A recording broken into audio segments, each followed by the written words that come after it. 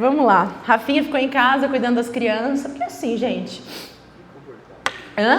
Ficou. Deixei 3 crianças, um bebê, leite do peito e falei, vai, meu filho, vai. Você tem que deixar a criança só aprender a nadar. Vai, meu filho, vai que vai dar certo.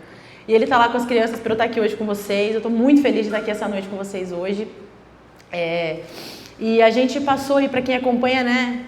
Não sei quantos de vocês sabem disso, mas tem uma pessoa aqui que vem na igreja, que é a Valéria. A gente, né, vocês estavam orando por ela hoje cedo, pelo filho dela. E uma coisa que aconteceu, ela vai até contar isso pra vocês depois, na quarta-feira, quando ele teve a convulsão, ela me mandou uma mensagem 10 da manhã assim, chorando. Amiga, você não sabe, o Lucas tá ouvindo sem aparelho. Eu tô falando com ele e ele tá ouvindo tudo. Eu boto o aparelho nele e ele fala, tá muito alto, mamãe, eu não quero, tira.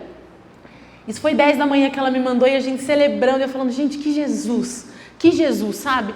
Porque a gente acha que milagre a gente lê na Bíblia e a gente escuta, mas é pra você, isso é pra você, é pra mim, pra você. E a gente celebrando juntas e meio-dia, perto da hora do almoço, ele tem a convulsão. E eu falei assim pra ela, olha só, quando a gente está perto de um milagre, Satanás ele tenta sempre dar uma última cartada, sabe? Como Davi estava diante do Golias e Davi fala assim para Golias, cara, eu vou te falar uma coisa, você não está vindo contra mim, você está vindo contra o próprio Deus. Golias podia falar assim, caramba, não sabia, desculpa, tô saindo, mas não. Golias, ele vai com tudo para cima de Davi, como se fosse a última cartada, sabe? Então, quando a gente se levanta e se posiciona em fé, eu não sei quem já passou por isso, agora parece que eu comecei a orar, o negócio ficou pior, sabe? Não é. É porque o mundo espiritual todo sabe que o teu milagre está a um passo de você continuar perseverando. E aí é como se Golias viesse com tudo e você vai e você lança uma pedra. E o número 1 na Bíblia significa Cristo, Jesus. O nome sobre todo nome, você lança Jesus e ele cai. E ele cai não para trás, mas ele cai para frente, para mostrar que a força que derrubou ele não foi tua, mas foi de Jesus, foi de Cristo. Ele cai com a cara para o chão para mostrar assim, não foi você com a tua força não, foi Deus. Então, eu tenho certeza que esse vai ser um grande testemunho na vida da nossa irmã.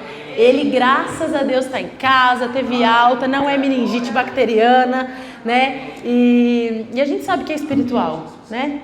E a gente sabe lutar com as nossas armas, que não são dessa terra, são espirituais. Então a gente abre a nossa boca para declarar e agradecer. Lucas, você é uma bênção em nome de Jesus. Domingo que vem ele vai estar aqui brincando, correndo, porque existe uma promessa sobre a vida dele. E Deus é fiel, acabou. Não tem outra, Deus é fiel.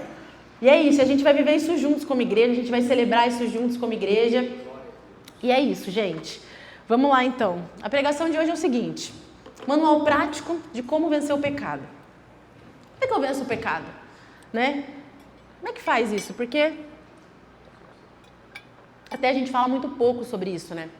E Deus colocou no meu coração para a gente trazer sobre a perspectiva da graça, porque não tem outra perspectiva. Só tem a da graça, né? Como que você vence o pecado? Na perspectiva da graça, que é a única perspectiva que existe.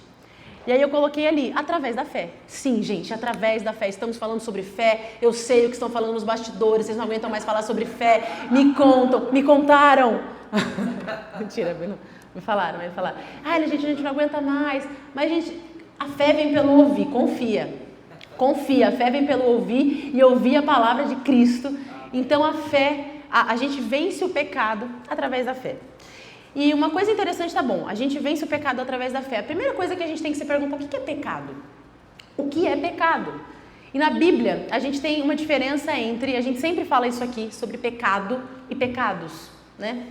Pecado, no singular, é a natureza pecaminosa, aquilo que nasce dentro da gente quando a gente nasce. Aquilo que é herdado por conta do pecado original de Adão. Então, todo mundo nasce pecador. Por que cometeu pecado? Não, por conta da natureza herdada por Adão. E aí, naquele momento que você aceita Jesus como teu Senhor e Salvador, a gente sempre fala isso. A tua natureza pecaminosa é removida e você ganha a natureza do próprio Deus. E por natureza você passa a ser santo, separado, justiça de Deus. Bruna, mas as minhas ações não condizem com quem eu sou. Calma, a gente vai chegar nisso. E pecados, né, no plural, né, hamartano, no original, são as nossas ações pecaminosas, coisas que a gente faz. E o que a gente vai falar aqui é justamente sobre as coisas que a gente faz, sobre as nossas ações. Como que eu venço esse meu ímpeto de fazer essas coisas que são erradas, digamos assim? Eu acho interessante a gente parar para pensar no significado de pecados, né? Quando a gente vai no original, a gente entende que pecado nada mais é do que errar o alvo. É errar o alvo.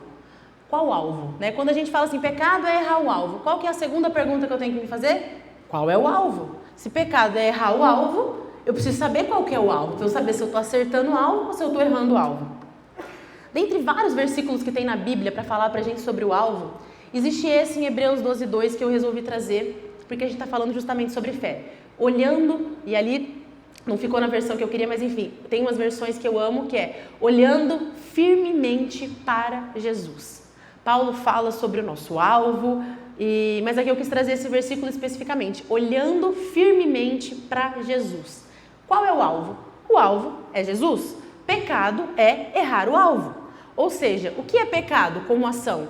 Coisas que eu faço que eu não estou acertando o alvo. O alvo é o quê? Jesus. Tá. Entendi então que o alvo é Jesus. Quando a gente entende que pecado é errar o alvo, e esse nosso alvo nada mais é do que Jesus, a gente tem que... Cara, qual que é a solução bíblica então? A solução bíblica para eu conseguir não errar o alvo, sabe? Qual que é a solução bíblica? E a gente sempre vai, e a gente sempre escuta, não faça, cuidado, o pecado e não sei o quê. Será que essa é realmente a solução bíblica para a gente acertar o alvo? Será que a solução para acertar o alvo é eu colocar um outro alvo na sua cara? Para pensar, porque se eu chego aqui e eu coloco um negócio para acertar um dardo, e eu coloco você lá na porta de costas para o alvo, você não vai acertar o alvo. Mas o que a gente escuta muitas vezes é, cuidado, o pecado, olha só, e você vai para o inferno, e não sei o quê, e você sai, sabe, cheio de culpa, cheio de condenação, pensando, meu Deus, como errado eu sou e eu preciso mudar, eu preciso mudar, eu não consigo mais fazer isso, meu Deus do céu, você acaba se conscientizando a tal ponto que você coloca na tua conta, e você coloca, eu preciso mudar, porque e agora o que eu faço, o que eu, calma, o foco não é você, o foco é o alvo é Jesus. Quando você faz isso, você está olhando para o alvo? Não, você está olhando para você. E você vai tentar isso fazer pelo seu esforço. Vai dar certo? Não vai. Não vai dar certo. Então você precisa olhar para o alvo. E ali em 1 Coríntios diz o seguinte, ora, o aguilhão da morte é o pecado e a força do pecado é a lei. Por isso que eu não posso vir aqui, pegar o Velho Testamento, pregar sobre lei para você, porque a força do pecado é a lei. A força do pecado é a lei. Então a gente tem que encontrar na Bíblia, no Novo Testamento, qual que é a solução para mim e para você. Eu não posso vir aqui dizer o que eu acho. Eu preciso falar o que a Bíblia diz a respeito disso. Olha o que diz Romanos 5:20. Veio, porém, a lei para que a ofensa abundasse. Então, quando você tem a lei ela só revela para você o quão ruim você é, como é difícil ser 100%, né? A gente tem hoje, se você for pegar a lei, 613 mandamentos. Como é que eu faço através da lei para me tornar justo? E aí você começa a ver que através da lei você nunca vai se tornar justo. É impossível você se tornar justo através da lei. E aí a gente tem a solução. Mas onde abundou o pecado, superabundou a graça. Dentro de você, que tinha aquela natureza pecaminosa, naquele dia que você aceita Jesus, você recebe a vida do próprio Deus. Onde tinha pecado, agora superabunda, hiperabunda uma outra coisa chamada graça, favor imerecido. E aí a gente entra em Provérbios 23:7, que diz o seguinte, porque como imagina no seu coração, assim ele é. E a verdade bíblica, e uma verdade bíblica que ela foi criada por Deus, essa verdade foi criada por Deus, mas ela foi constatada por Isaac Newton. 2 corpos não ocupam o mesmo lugar ao mesmo tempo. Não tem como, é impossível. Isso vale para corpos e pensamentos. Você não consegue pensar 2 coisas ao mesmo tempo, é impossível. Você está pensando uma aqui, você só consegue pular para outra quando você acaba essa uma. Você pode pensar várias coisas por uma hora, mas assim, eu estou pensando isso aqui, eu estou pensando isso aqui. É impossível eu pensar 2 coisas ao mesmo tempo. É impossível 2 corpos ocuparem o mesmo lugar ao mesmo tempo. E isso vale para corpos e para pensamentos. E aí o provérbio diz o seguinte, porque como imaginou no seu coração, assim ele é. Então a gente tem a primeira coisa aí sobre como vencer o pecado. Eu preciso renovar minha mente. O que eu estou pensando a meu respeito? Qual que é o pensamento que eu tenho sobre mim para eu conseguir vencer o pecado? O que eu estou pensando a meu respeito? E aí a gente tem lá Romanos 6:23 que diz o seguinte, porque o salário do pecado é o quê? A morte. Alguém teve que pagar esse salário, certo? Quem pagou? Jesus. Jesus que era santo, perfeito, irrepreensível, não precisava pagar esse salário. Esse boleto não era dele. Mas ele vem no meu e no teu lugar e fala o seguinte: o salário do pecado é a morte. Eu não tenho pecado, mas eu pago esse boleto no lugar dele, para que quando ele me aceite, ele agora seja como eu sou e ele receba o que eu sou. O pecado dele vai vir sobre mim, vindo sobre mim, eu pago o preço, que é a morte. Jesus morre na cruz e quando ele ressuscita, a Bíblia diz que a gente ressuscita com ele em novidade de vida. Então, quando você aceita Jesus, espiritualmente falando, o que acontece é que você ressuscita com Cristo. E agora, você começa a entender que você agora é uma nova criatura, você agora é como Cristo é. Aí o que eu falei no começo, pela desobediência de um só, muitos foram feitos pecadores. Assim como pela obediência de um, muitos serão feitos justos. Ou seja, você se torna justo não na sua própria obediência, mas na obediência de Cristo. Então você olha e fala assim: Jesus, eu quero você. Eu entendi que pela lei eu não dou conta e eu não quero dar conta, eu preciso de você. E aí nesse dia, que talvez vocês se lembrem, talvez não, naquele dia que você falou, eu quero Jesus, espiritualmente falando, o que aconteceu foi isso, essa substituição. E eu coloquei uma pergunta ali: como eu sou justo? Como eu sou justiça de Deus se eu ainda peco? E a gente sempre fala isso, é muito importante ficar frisado na cabeça de vocês. Você é justo não pelas tuas ações, você é justo por natureza. Assim como quando você nasceu, você não era pecador porque você cometeu pecado, mas pela tua natureza. Então você é justo não por conta do que você faz, mas por conta da tua natureza. Você é justo porque Cristo mora em você. Mas Bruna, eu ainda não tenho as ações de uma pessoa que se converteu, tem coisa que eu não consigo largar. Calma, a gente vai chegar nisso. Lembra que eu falei?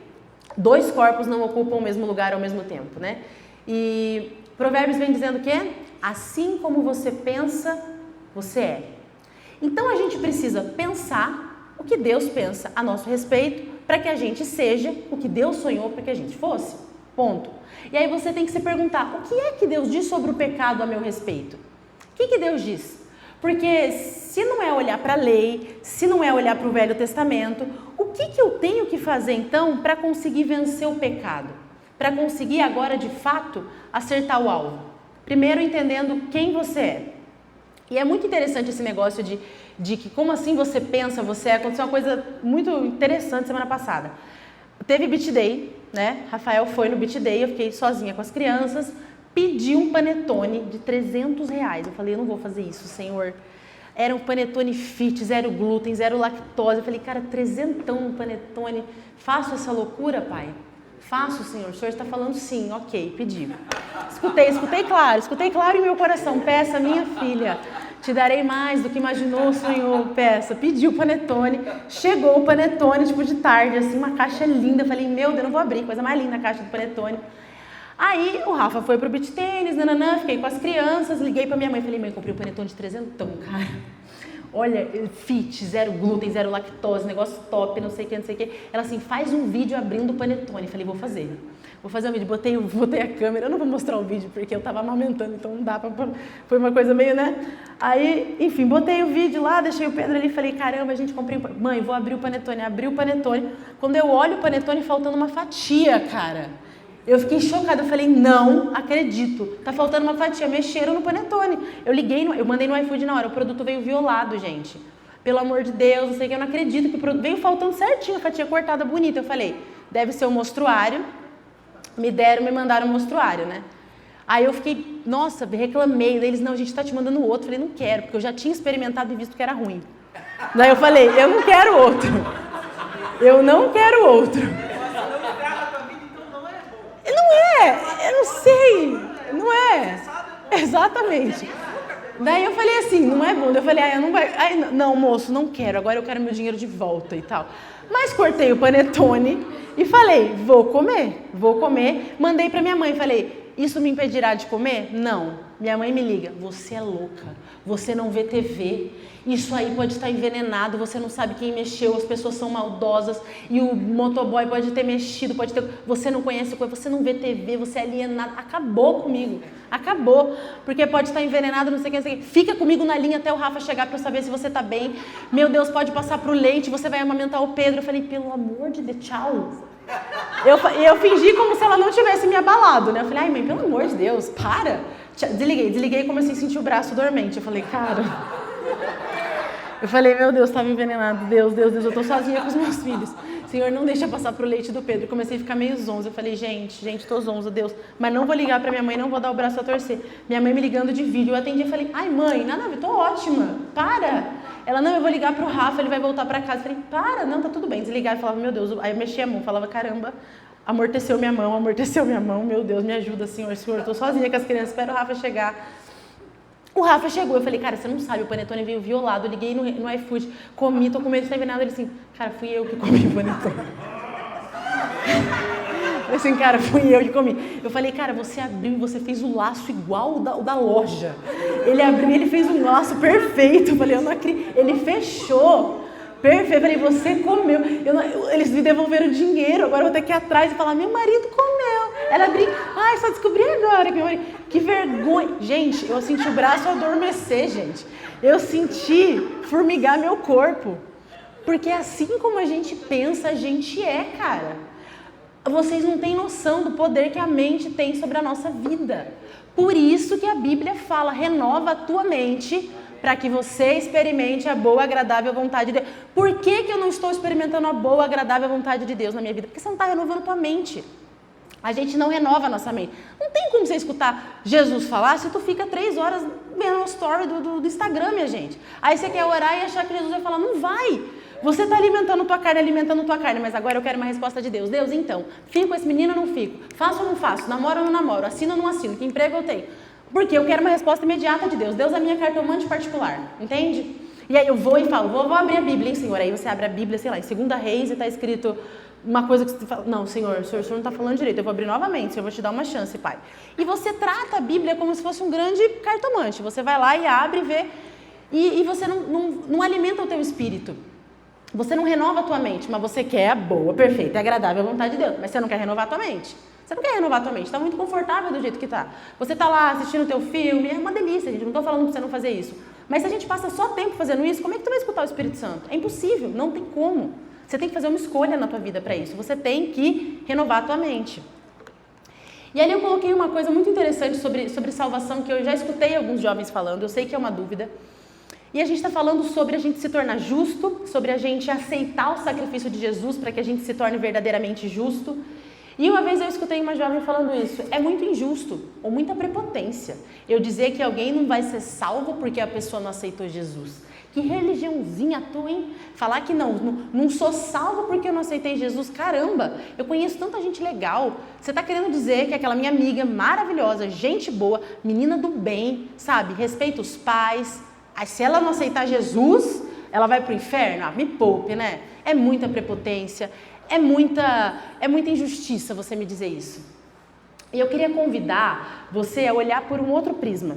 Eu queria que você entendesse que talvez ao invés de você pensar que é muita injustiça, é muito amor. É muito amor. É muito amor você pensar num Deus que criou tudo isso aqui, que mandou o filho dele, e ele tira de você toda a carga de você conseguir conquistar algo pelo teu mérito, e ele diz assim, basta crer no meu amor. Só que a gente tenta encontrar falha no amor de Deus. Todo tempo a gente tenta encontrar falha no amor de Deus. Falha no amor de Deus. Não é possível que seja tão bom assim. Porque a gente tenta colocar Deus à nossa imagem e semelhança. E a gente sempre, eu faço isso se você fizer aquilo. Uma mão lava a outra, mas com Deus não é assim. E é difícil pra gente, a gente tenta encontrar falha no amor de Deus. E eu queria talvez convidar você que pensa dessa forma a mudar o teu paradigma e o teu prisma, entendendo que ao invés de você pensar que isso é muita injustiça, você pensa, caramba, quanto amor. Um Deus olhar pra mim e falar que eu não dependo mais dos meus méritos, porque não importa o quão bom eu fosse, em algum momento da minha vida eu vou errar. E quantos erros são necessários para perder a salvação? Quantos acertos eu preciso ter para entrar no céu? Ninguém tem essa resposta. E aí vem Deus e tira o mérito de você e fala, o mérito não é mais teu, é de Jesus. A única coisa que você precisa fazer é crer, porque eu te amo de uma maneira louca, de uma maneira avassaladora. Então a grande questão é que ninguém vai para o inferno por conta de coisas ruins que cometeu ou de coisas boas. Você vai para o inferno pelo perdão que você recusou. Você recusou o perdão de Deus. Você recusou. É como se tivesse um precipício e você tivesse pendurado para cair. A única mão que tem é Jesus e você diz, eu não quero. Eu não quero aceitar esse perdão, eu quero tentar subir pelo meu esforço e conquistar pelo meu esforço. E você rejeita essa mão que está do céu, você rejeita essa justiça de Deus. Então, se tem alguém aqui hoje que ainda não reconheceu Jesus, que acha talvez que isso seja uma prepotência de tanto crente aí, eu queria te convidar a você olhar para um outro prisma, entendendo que isso é muito amor. É muito amor. Deus tira todo o mérito das tuas costas e fala, não é mais sobre você, é sobre Jesus. A única coisa que você precisa fazer agora é crer. Creia no que Ele fez e isso vai ser suficiente. E o justo agora, você vai se tornar justo e você vai começar a viver pela fé. Não pelo que você vê, mas pelo que você crê. E a gente vence o pecado dessa forma, através da fé, né? E como vencer o pecado então, Bruno? Eu entendi que eu preciso renovar minha mente para viver a boa, perfeita e agradável vontade de Deus. Como eu penso, assim eu sou. E o que a Bíblia diz especificamente a respeito do pecado sobre mim? Olha o que a Bíblia diz a respeito do pecado sobre você. Romanos 6, 8, 10 e 11. Ora, se já morremos com Cristo, cremos também que com Ele viveremos. Pois quanto a ter morrido de uma vez, Cristo, Ele morreu, quando Ele morre de uma vez para o pecado. Mas quanto a viver, vive para Deus.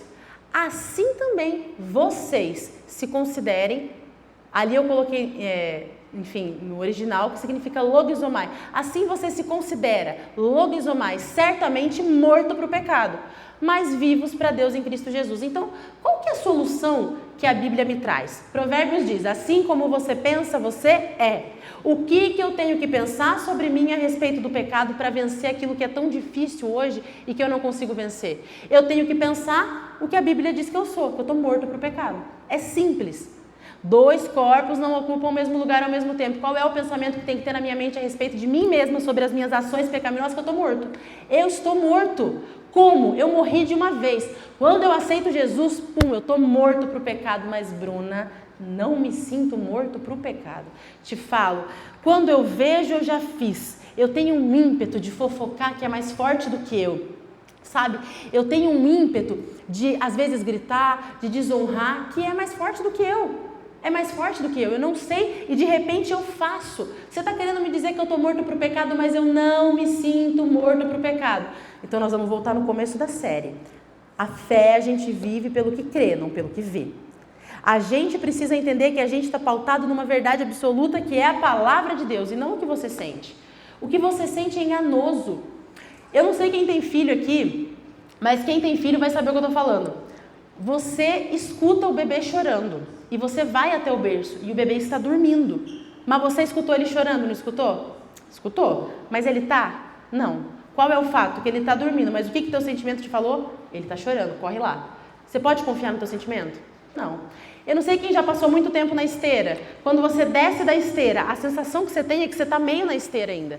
Mas você está na esteira? Não. Mas o que teu sentimento diz? Você está na esteira. Então, quando você aceita Jesus, é basicamente isso. Você está morto para o pecado, mas o que a tua carne te diz? Não. Você passou uma vida inteira vivendo por experiência, vivendo por sentimento, e agora você precisa reaprender, reprogramar a tua mente para viver como quem nasce no reino de Deus. Só que o teu sentimento, a tua experiência diz o contrário. Por quantos anos a gente viu que a Terra é plana? Por que chegaram à conclusão que a Terra é plana? Não tem como a Terra ser redonda. Pelo que eu vejo, ela é reta. Porque se ela for redonda, em algum momento eu vou cair. Então, gente, a Terra é plana. Baseado no que eu vi. A Terra é plana? Não. Quando o satélite saiu, ele viu, caramba, a Terra é redonda. Mas por que eu disse que ela é plana? Porque eu confiei no que eu sentia, no que eu via. Então, para o pecado é a mesma coisa. Por mais que hoje você não se sinta morto para o pecado, você não vive pelo que você sente, você vive pelo que você crê. O que a Bíblia diz a seu respeito? Que você está morto para o pecado. Então, o que precisa estar na tua mente? Porque assim como você pensa, você é, eu estou morto para isso. Mas eu não me sinto morto. Você não precisa sentir, você precisa crer. Você precisa crer. A palavra de Deus, ela sempre te tira da mentira do sentimento que você está vivendo. Eu quero ver... Sabe aquela música acho que é da Gabriela Rocha que fala, quem dizes que eu sou? Escolhido, perdoado, eu sou quem dizes que eu sou. Você fala assim, eu preciso vencer o pecado da pornografia. Você vai colocar esse louvor e você vai tentar acessar um site escutando esse louvor. Gente, a verdade da palavra, ela te tira da mentira do sentimento que você está vivendo. Por isso que a gente sempre fala aqui, quando você está prestes a fazer alguma coisa que você sabe, não é para eu fazer isso aqui, fala assim, eu sou justiça de Deus. Eu não sou o que eu estou sentindo agora. Pai, eu estou morto para isso, eu não me sinto morto, mas eu não vivo pelo que eu sinto. Eu não vivo mais pelos meus sentimentos, eu vivo pelo que você diz que eu sou. E se você diz que eu estou morto, eu estou morto. E você agora precisa entrar em contato com o seu verdadeiro você. O seu verdadeiro você que ama, que perdoa, que não guarda rancor, que fala a verdade. Esse eu verdadeiro. Ah, mas eu não amo. Ama. Você só não consegue ainda sentir com a tua carne, porque você viveu uma vida inteira pelas tuas experiências. Mas o que a Bíblia diz? Que o amor de Deus foi derramado em seu coração pelo Espírito Santo. Essa verdade te tira da mentira, daquele sentimento que você diz, eu não amo, eu não consigo perdoar. Para, você consegue, sabe por quê? Porque não é por você, é por Cristo. É pelo teu novo eu que está dentro de você. Você precisa entrar em contato com o teu novo eu. Porque você passou uma vida inteira vivendo pelas tuas experiências, pelos teus sentimentos. Mas você precisa estar fundamentado numa verdade absoluta. E essa verdade, ela te tira da mentira do momento. Ela te tira da mentira daquilo que você está vivendo. Então, se você é uma dessas pessoas que precisa vencer a pornografia, eu te convido a colocar, quem dizes que eu sou? E você vai cantar, escolhido, perdoado. Eu sou quem dizes que eu sou. Tu é por mim até o fim. Eu sou quem você diz que eu sou. E você vai tentar, você não vai conseguir. É impossível dois corpos ocuparem o mesmo lugar ao mesmo tempo. Não tem como. Você vai sair daquela mentira que você está vivendo e você vai se colocar naquela verdade. Eu quero explodir, eu quero bater a porta, eu quero... Pai, eu estou morto para isso. Eu não sei como, mas eu estou morto para isso. E você começa a entrar em contato com o teu verdadeiro você que já está morto para isso. E ali eu coloquei no original o logizomai, que essa palavra é o seguinte, você está morto, mas você precisa se considerar morto. Talvez você não se considere morto. E a palavra logizomai é um fato. Não é uma assim, tenta se considerar, considera aí da gente sair sábado que vem. Isso dá uma conotação de tipo assim, pode ser que a gente saia, pode ser que a gente não saia. Se considere morto para o pecado, pode ser que você se considere, pode ser que não. Mas essa palavra no original, considerar, ela não tem essa conotação. Logizomai é um fato, é uma verdade absoluta. É como se você falasse, eu tenho R$25 na minha conta e por isso eu posso ir no Mac. Será que eu tenho R$25? Não, logizomai é eu tenho R$25 e por isso eu vou no Mac. Então você precisa se considerar, eu me considero morto para o pecado. Eu me considero morto para o pecado. E a Bíblia vem dizendo o seguinte, não reine, portanto, o pecado em vosso corpo mortal. Por quê? E espiritualmente falando, você está morto para ele. Só que você habita num corpo que está em contato com esse mundo. É esse corpo aqui que está em contato com o mundo natural. Não é o teu espírito diretamente, mas é o teu corpo. É esse corpo. Então Paulo diz o seguinte, olha só, espiritualmente falando você está morto. Mas no teu corpo não reine o pecado, para que você obedeça às suas concupiscências. Não apresenta os seus membros ao pecado. Você tem essa escolha, você já é santo, você já é justo, mas você escolhe, eu apresento os meus membros ao pecado, eu vou desonrar, eu não vou perdoar, porque assim, é muito complicado o que a pessoa fez. Não olhe para o que ela fez, olhe para o que Jesus fez por você. Esse perdão te capacita. Paulo, ele fala o seguinte, perdoe como você foi perdoado. Como é que você foi perdoado? Cara, você foi perdoado de uma vez, de uma maneira avassaladora, louca. Desse jeito que você perdoou, consequentemente perdoa. E aí então assim, olha ali o que diz o verso 14. Porque o pecado não terá domínio sobre vós. Porque você não está mais debaixo da lei. Você não está sendo guiado por um conjunto de 613 mandamentos te dizendo faça, não faça. Você está sendo guiado pelo próprio Espírito Santo. Sabe pessoa guiada pelo Espírito Santo? Eu não sei se vocês já passaram por isso. Quando você faz alguma coisa errada, que você sabe, você dá um negocinho aqui, ó, que você pensa, caramba, eu não acredito que eu fiz isso. Ai, tá bom, vai. Obrigada, Jesus, porque tudo se fez novo, as coisas velhas ficaram para trás. Eu sei que hoje é um dia novo, que a sua bondade e misericórdia se renovam hoje. Eu não vou ficar preso na culpa, mas dá aquele negocinho. Porque é o teu espírito falando, isso não combina com você, isso não faz parte de quem você é. Para de deixar a dor ser o seu Senhor, te direcionar para onde você vai, sabe? E aí ele diz o seguinte, porque o pecado não terá domínio sobre você. Mas Bruna, hoje tem domínio. Sabe por quê? Porque a gente se esquece, a gente perde a consciência. Eu falei isso há 2 semanas atrás. A gente perde a consciência de quem a gente é. E aí Satanás vem e faz o que ele quer com a gente. Só que você não pode perder a consciência de quem você é. Olha o que diz 1 Coríntios, diz o seguinte: eu, irmãos, eu não pude falar para vocês como espirituais, mas como carnais, como meninos em Cristo. Com leite eu vos criei e não com carne, porque vocês não podiam. Vocês não podem agora também. O que acontece, gente? Às vezes é por culpa de quem está aqui, às vezes é culpa de quem está aí. Mas as pessoas, elas nascem de novo como bebês espirituais e elas permanecem 10, 20, 30, 40 anos como bebês espirituais. Às vezes a igreja é um grande berçário espiritual, de um monte de bebê esperneando, gritando, chorando, pessoas que não sabem quem são, sabe? Não faz a menor ideia do que é a identidade em Cristo. E geralmente essa pessoa é aquela pessoa assim: eu sei mais. Deus, eu entendo essa parte que você falou, mas tem coisa que eu sei mais. Será que a gente está disposto a fazer aquela oração? Não sou eu que vivo, mas é Cristo que vive em mim? E abrir mão de tudo aquilo que você acredita ser certo? Não, mas eu cresci acreditando que era isso. Mas importa te nascer de novo. Se você nasceu acreditando nisso, Jesus fala: nasce de novo. Porque assim, gente, a pessoa imatura, o cristão imaturo, ele não entende que a vontade de Deus ela é soberana. É o seguinte, é como se hoje tivesse um sorteio de uma viagem e eu falasse assim: olha, você foi sorteado, a gente vai pagar uma viagem para você hoje, tá bom? Você tem duas opções. A primeira opção é: a gente está com um ônibus maravilhoso e vai para Matinhos e é tua essa viagem. Ou a gente tem primeira classe para ir para Paris e você pode escolher, ela não tem custo nenhum.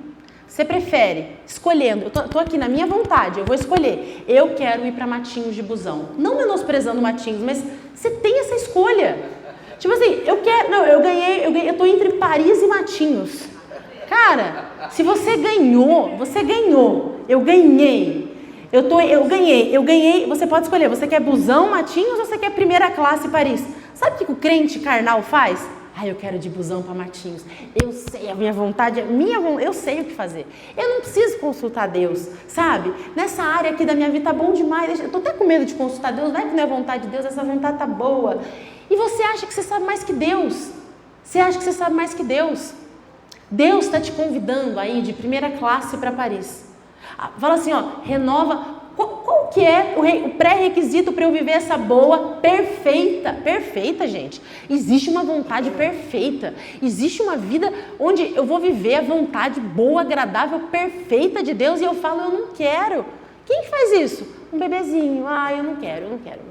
Eu não quero, eu sei melhor para mim do que você, Senhor. Eu escolho de busão para Matinhos. Só que você faz isso não diretamente, você faz indiretamente. Porque diretamente ninguém fala: Jesus, eu estou orando aqui e eu não quero a sua vontade, não, eu quero a minha. Ninguém faz isso, gente. Ninguém em sua consciência ora assim. Mas você naturalmente faz isso através das suas escolhas, através do que você faz durante o teu dia. Falas, por exemplo, assim: eu acredito nisso, eu não abro mão disso. Cara, mas é Cristo quem vive, não é você. Você acha que você sabe mais que Ele. Parabéns, está indo de ônibus para Matinhos. Você não está vivendo a boa, perfeita e agradável vontade de Deus. Sabe? E aí, olha o que diz Provérbios 16. A soberba precede a ruína e a altivez de espírito precede a queda. Efésios 4,17. Assim eu lhes digo, e no Senhor insisto, que não vivam mais como os gentios, que vivem na futilidade. E aí tem uma outra versão que diz na vaidade dos seus pensamentos. E a gente vive, gente, na vaidade dos nossos pensamentos, na nossa soberba, de acreditar que a gente sabe mais do que Deus. Pai, é difícil às vezes fazer essa oração e realmente viver essa oração. Eu me rendo à tua vontade, Senhor, mas será que realmente na segunda-feira você se rende à vontade de Deus? Sabe? E você realmente, Pai, eu quero renovar minha mente, eu quero entender o que você diz sobre mim, sobre o pecado, que eu estou morto. É assim que eu quero começar a viver, Pai. Que eu estou morto para o pecado, porque eu não quero mais viver a minha vida. Eu não quero chegar no céu e Deus falar assim: eu tinha tudo isso aqui para você, você não viveu. Eu não quero. Eu quero viver o teu 100%. Eu quero viver a boa, perfeita e agradável vontade de Deus. Como é que eu faço para isso? Renova a tua mente, porque assim como você pensa, você é. E o que é que você precisa pensar sobre o pecado para vencer o pecado? Eu estou morto para o pecado, mas não me sinto assim. Você não vive pelo que você sente, você vive pela fé. E aí você começa a se fortalecer, a entender que você está morto para isso. E aí, essa questão da gente conseguir vencer o pecado, e a gente não vence no nosso esforço, é por conta dele, quando a gente começa a entender o que ele diz a nosso respeito sobre o pecado, e a gente vem num culto como esse, eu acho que é muito válido a gente entender o que é a disciplina de Deus. Porque quantas vezes a gente já ouviu, gente, eu já ouvi, ficou doente? É Deus. Deus está te pondo nessa cama de hospital para você orar, meu filho, porque tu estava afastado, hein? Esse pneuzinho aí furou, tem um pecadinho escondidinho aí, hein? O que tu precisa confessar para Deus? Pneu furou 2 semanas seguidas? Tem alguma coisa esquisita aí? E aí a gente pensa, isso é disciplina do Senhor, isso é disciplina do Senhor. Quem disse? Baseado em quê? Se Deus ele diz, sobre as pisaduras dele você foi curado, como é que Deus ele pode mandar o filho dele para te curar e te mandar uma doença para te disciplinar? Faz algum sentido? Não. Então se Deus manda doença, a gente para de orar por cura. Agora, se Deus está mandando, eu não vou nem orar. Então a gente tem que entender o que é verdadeiramente a disciplina de Deus, porque a gente cresce com esse pensamento, sabe, do que é a disciplina de Deus. E aí você pega e lê Hebreus e diz o seguinte, porque o Senhor corrige o que ama e açoita a qualquer que recebe por filho. Peraí, então tem esse negócio de, sabe, bate, Senhor. Quem que já foi num culto que fala, bate, papai bateu hoje. Já não teve pessoal das antigas, papai bateu hoje, desceu o cajado hoje.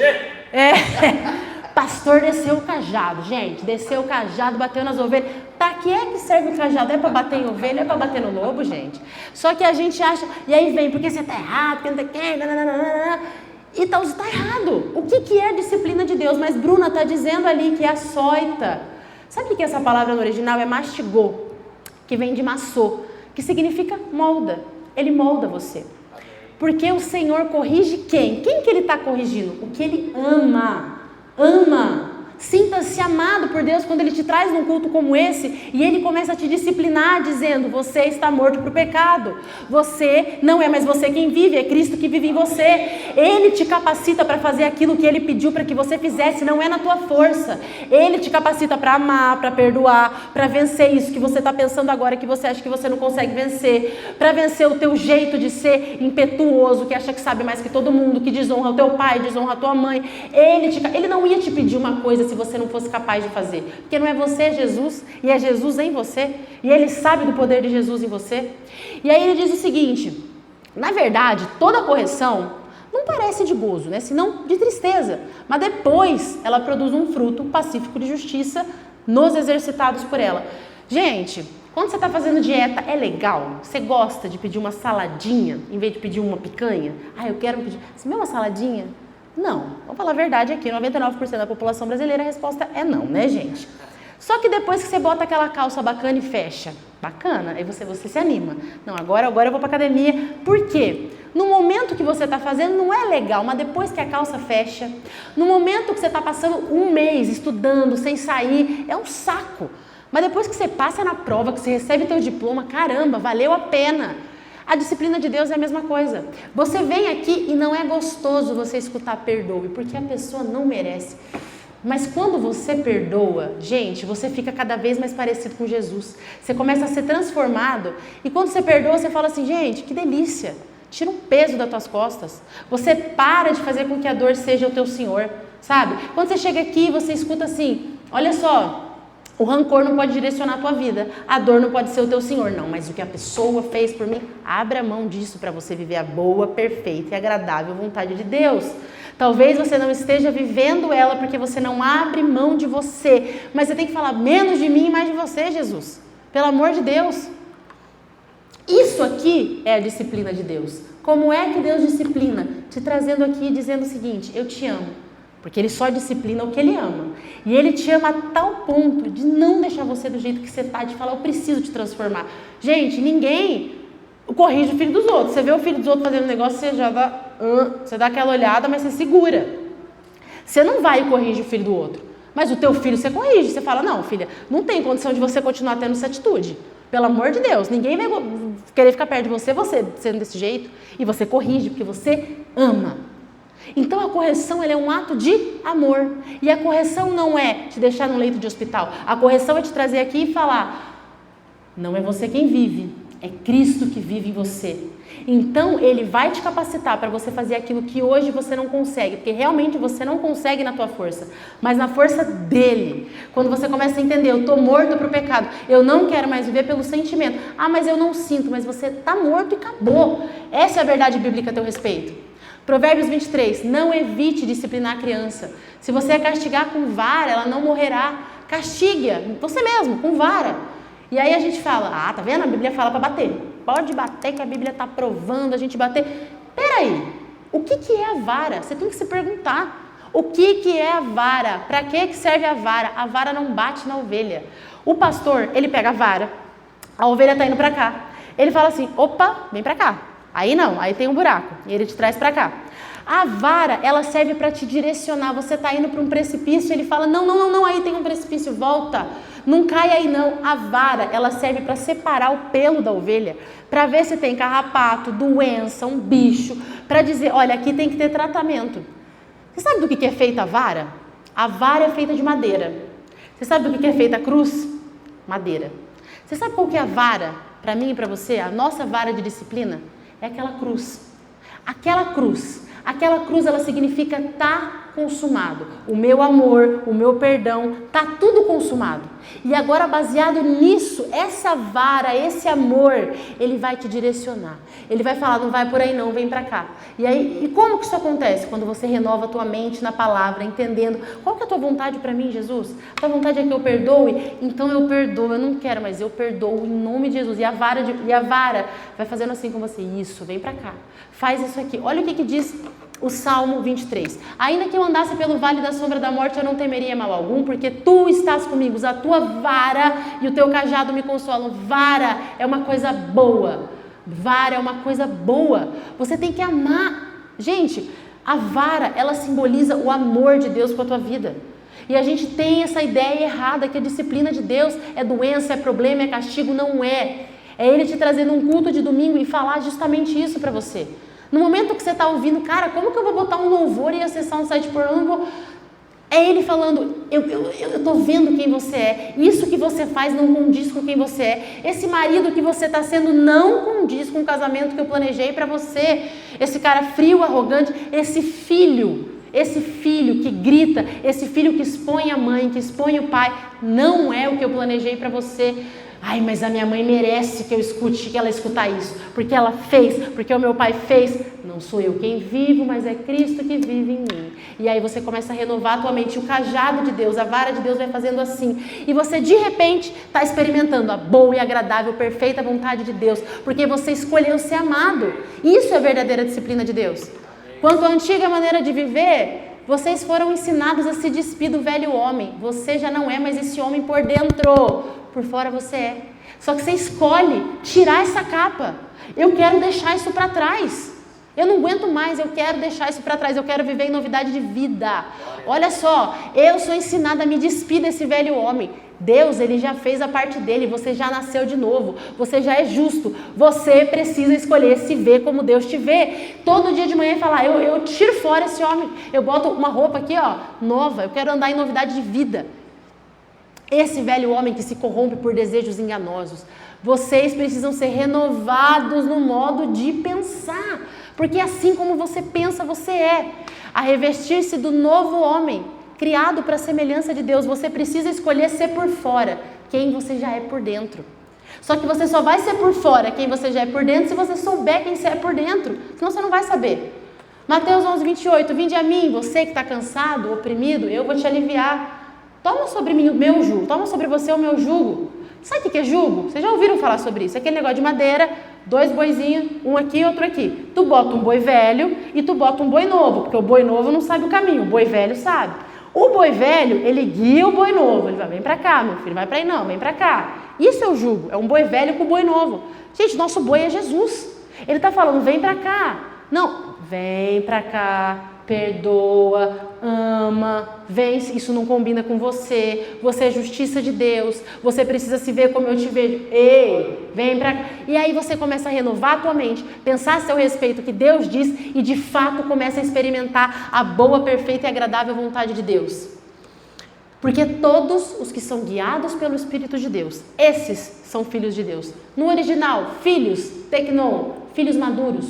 Existe uma diferença entre filho maduro e imaturo. Só o maduro é guiado pelo Espírito de Deus. Você pode ser um filho de Deus e completamente guiado pelos teus desejos e pela tua carne. Você está salvo? Salvo. Você vai viver a boa, perfeita e agradável vontade de Deus? Não. Porque você é imaturo. Você é aquele filho, sabe? Eu não sei quem já viu esses programas da Eliana, que bota, você quer trocar esse carro por uma banana, a pessoa está com, um megafone aqui. Troca esse carro zero por uma banana? Sim! Troca essa banana por um PlayStation? Não! Aí no fim você ganha o quê? Uma banana. Porque você está com... Para pensar nisso espiritualmente falando. Você está com um alto-falante espiritual na tua orelha. Você está com um alto-falante. Sim! Não! Eu quero. Vamos para cá. Agora para cá. Não sei o quê. Não! Você é filho de Deus, cara. Você é filho de Deus. Sabe? Deus planejou. Você tem um propósito nessa terra. E o mais maravilhoso disso é que Deus já te vê como você vai se tornar enquanto você está se tornando. No processo, ele já olha para você, ele já fala, cara, um grande homem, uma grande mulher, pregador, pai de família, mas você está na sarjeta, tu está lá acabado, destruído, mas ele não te vê assim. Se veja como Deus te vê. Gente, você quer continuar mesmo sendo um filho imaturo? Sendo guiado pelos teus sentimentos?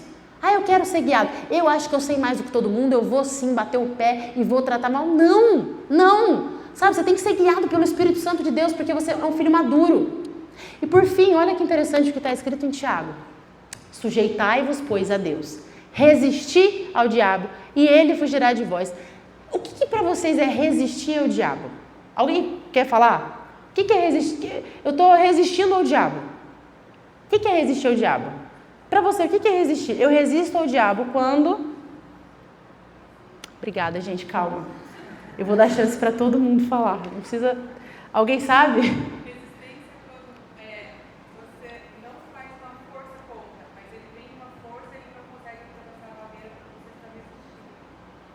Tá? E na vida real, o que é resistir? É isso. Resistir é você fazer essa força contrária. E no dia a dia, como que eu faço essa força contrária? É isso que a gente tem que saber. Porque é muito legal eu ler, resistir ao diabo e ele fugirá de vós. Eu resisto ao diabo. O que é resistir ao diabo? O que é resistir ao diabo? Alguém sabe? Vocês têm ideia do que é resistir ao diabo?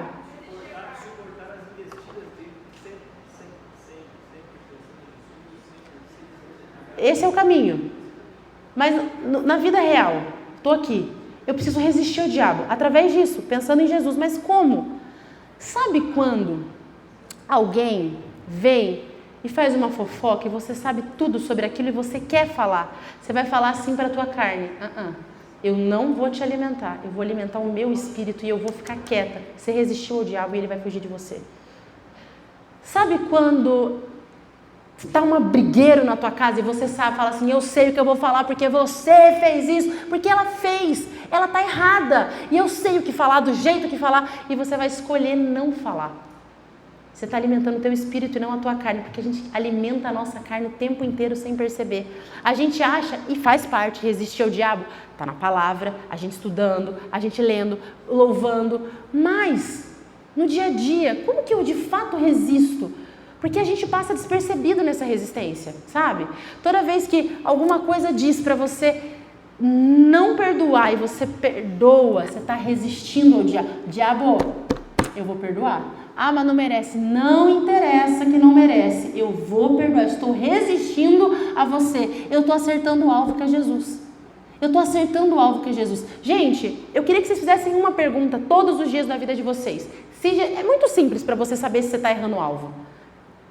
Se Jesus estivesse aqui, faria o que estou fazendo desse jeito ou ficaria com vergonha de fazer o que eu estou fazendo desse jeito? Será que se Jesus estivesse aqui eu trataria minha mãe assim? Se Jesus estivesse me observando agora, eu faria isso ou não? Se a resposta é não, você está errando o alvo. É simples, é muito mais simples do que você imagina. Sabe por quê? Porque Jesus está. A gente tem a sensação de quando a gente está fazendo uma... Ele não está, ele está tanto que ele está dentro de você 24 horas por dia, 7 dias por semana.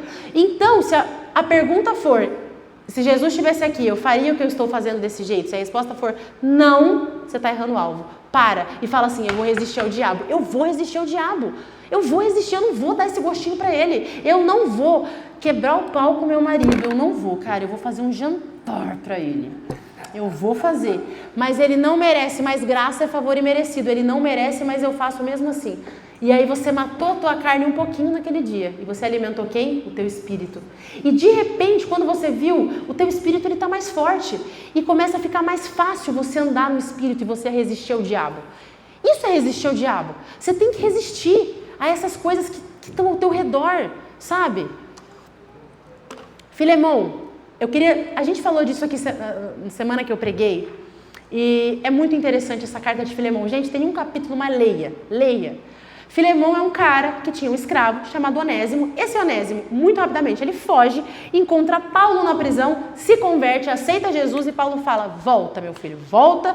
E ele pensa assim, caramba, como vou voltar? Sou um escravo, fugitivo, não tenho como voltar. Porém, olha o que Paulo fala. Não, calma, Onésimo, vou escrever uma carta para Filemão e Filemão vai te receber, confia em mim. Olha o que ele diz. Por isso, ele está falando para Filemão, Paulo falando para Filemão. Filemão, deixa eu te falar uma coisa, tá? Em Cristo, eu tenho grande confiança para te mandar fazer o que convém. Mas, todavia, eu peço-te antes por amor, sendo eu tal como sou, Paulo, velho e também agora prisioneiro de Jesus Cristo. Nada eu quis fazer sem o teu parecer, para que o teu benefício não fosse como por força, mas voluntário. Olha o que é o Evangelho, gente. O Evangelho, ele não te força a mudar. Ele não muda o teu comportamento. A religiosidade quer mudar o teu comportamento. Jesus, ele quer mudar você. Ele mudando você, ele transforma o teu comportamento sem nem falar sobre comportamento. Ele te dá um novo coração, ele te dá um novo você a ponto de você falar, cara, isso aqui não combina mais com quem eu sou. E ele pode te obrigar, mas ele não faz, porque ele te ama. Paulo, nessa carta, ele representa o próprio Cristo. Olha só, eu posso te mandar fazer o que convém, mas eu te peço em amor. É o que Jesus faz para você. Eu te peço em amor. Isso é a vara falando assim, não vai por aí não. Não vai por aí, vem pra cá. Não, um pouquinho mais pra cá. Não faz isso não. Nada eu quis fazer tem o teu parecer, para que o teu benefício não fosse por força. Faça! Se você não fizer, você vai... Não. Voluntário. Por amor. Eu entendi o quão amado eu sou e Deus corrige o filho a que ele ama. E ele me disciplina no amor, me dizendo aquilo que eu preciso fazer de forma amorosa. Gente, aquela cruz é o eu te amo, capaz de transformar a pior pessoa. Gente, a Bíblia, bota uma Bíblia dentro de uma cadeia. Você vê gente sendo transformada. Aquilo não é um livro de conto de fadas, é poder de Deus.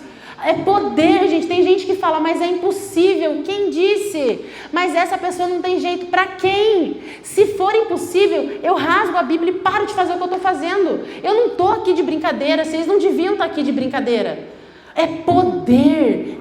Gente, é poder. Para salvação, para sozo, para onde você andar, é Cristo andando, gente. A gente tem que viver em novidade de vida. Quando você renova a tua mente e fala, peraí, não sou eu que estou aqui, é Jesus. Eu estou aqui de propósito, eu estou intencionalmente aqui. E o que você quer de mim aqui, Jesus? Sabe? A gente começa a andar em novidade de vida.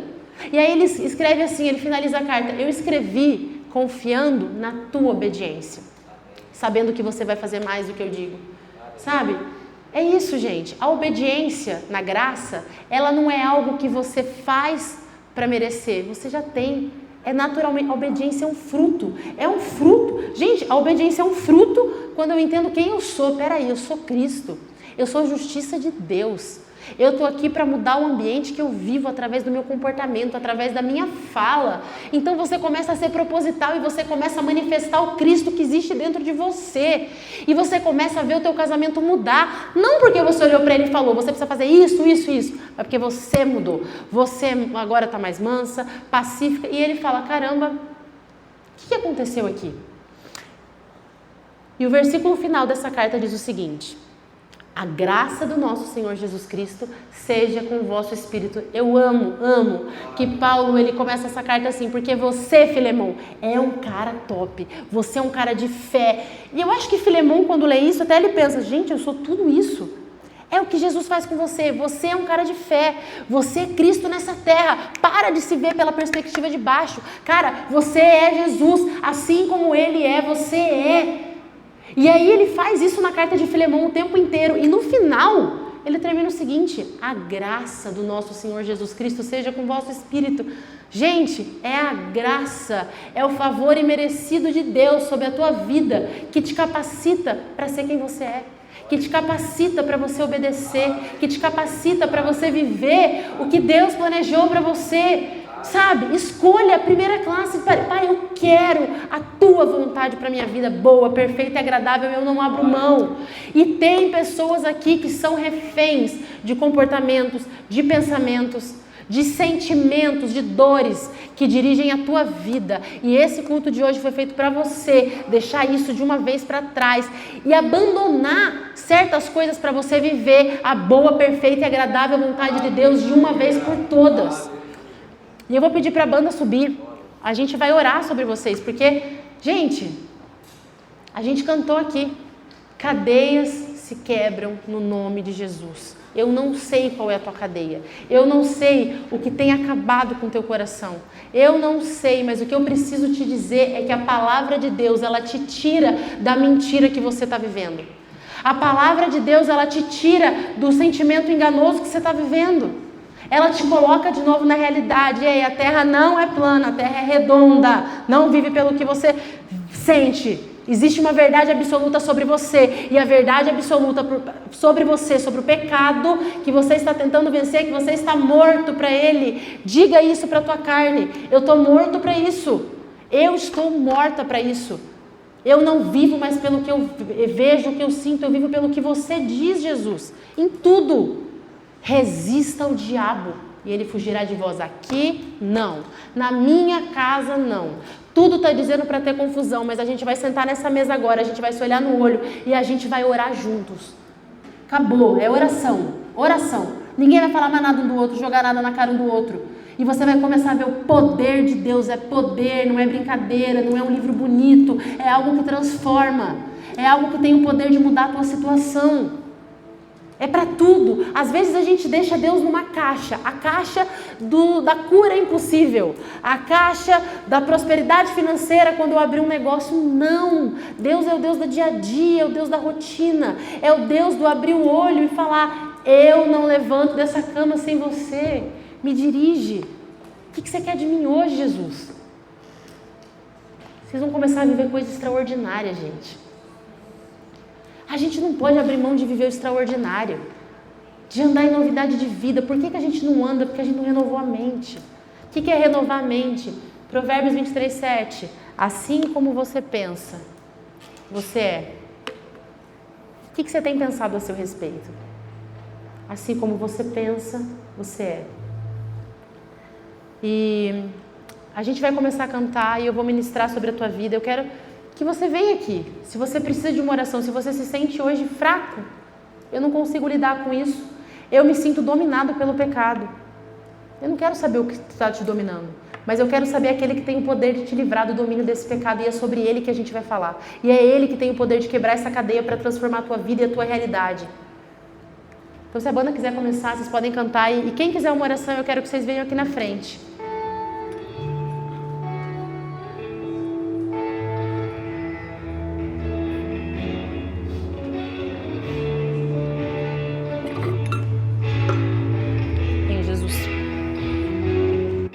De pé, a gente vai orar e o que eu vou fazer aqui agora é interceder. Interceder é estar entre sessões, entre a sessão de lá e a de cá, trazendo aquilo que já está lá para cá. Então, se você precisa de uma oração, eu quero que você venha aqui na frente, porque hoje é dia de cadeia quebrar e você começar a viver a boa, perfeita e agradável vontade de Deus de uma vez por todas na tua vida, amém?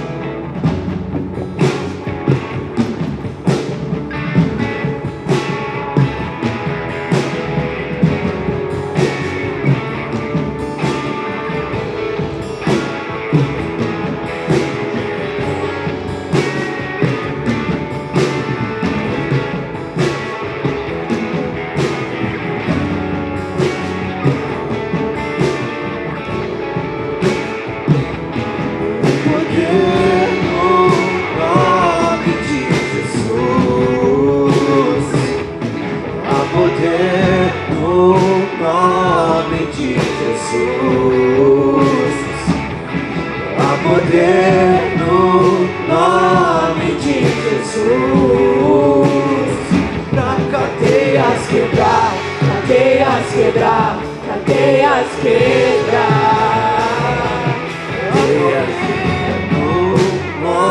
nome de Jesus. Há poder no nome de Jesus. Há poder no nome de Jesus. Cadeias quebrar, cadeias quebrar, cadeias quebrar, cadeias quebrar, cadeias quebrar, cadeias quebrar. Ouço cadeias quebrando. Ouço cadeias quebrando. Ouço cadeias quebrando. Ouço cadeias quebrando. Há poder no nome de Jesus. Há poder no nome de Jesus. Há poder no nome de Jesus. Pra cadeias quebrar, cadeias quebrar, cadeias quebrar, cadeias quebrar, cadeias quebrar, cadeias quebrar. Ouço cadeias quebrando. Ouço cadeias, cadeias. Ouço cadeias quebrando. Ouço cadeias quebrando. Ouço cadeias quebrando. Ouço cadeias quebrando. Ouço cadeias quebrando.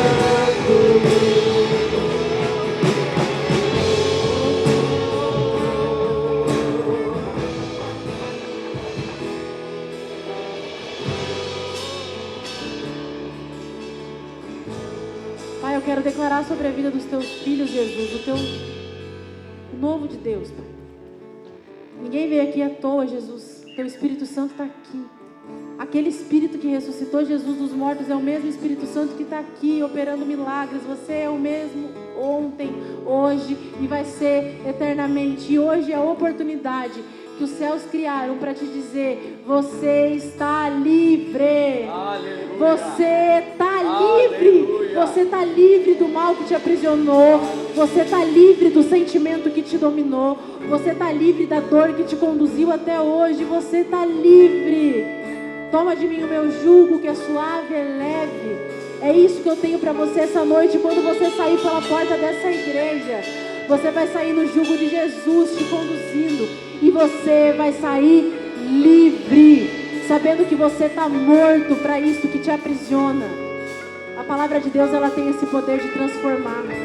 E eu creio que enquanto a palavra de Deus foi sendo ministrada aqui essa noite, muitas pessoas foram libertas. Obrigada, Jesus, porque você é bom, Pai. Porque o teu nome quebra cadeias, Jesus. E por onde o teu povo passar essa semana, seja Cristo passando. Que a gente tenha a ousadia de orar, não sou eu, mas Cristo vive em mim. Mais de você, Jesus, e menos de mim. Obrigada, Pai. Conduz o teu povo em graça, em sabedoria. Capacita eles pelo teu favor imerecido. E lembra eles de quem eles são. Tua justiça, santos, separados, inculpáveis, irrepreensíveis. E eu declaro: Satanás, você não tem poder sobre a mente do teu povo. Eu declaro a mente deles livre de todo o poder do inferno, Pai. Obrigada, Jesus, porque nós somos livres. Obrigada, Pai. Amém. Glória a Deus, glória a Deus. Palma, Jesus, é para você, Jesus, é para você, Pai. Obrigada, Jesus, obrigada, Pai. Glória a Deus. Quero declarar sobre a tua semana uma semana de paz, de graça, de favor imerecido. Eu quero declarar uma semana de milagres sobrenaturais. Eu quero declarar que você venha viver como quem você já é. Em nome de Jesus. Amém. Glória a Deus, Jesus. Obrigada.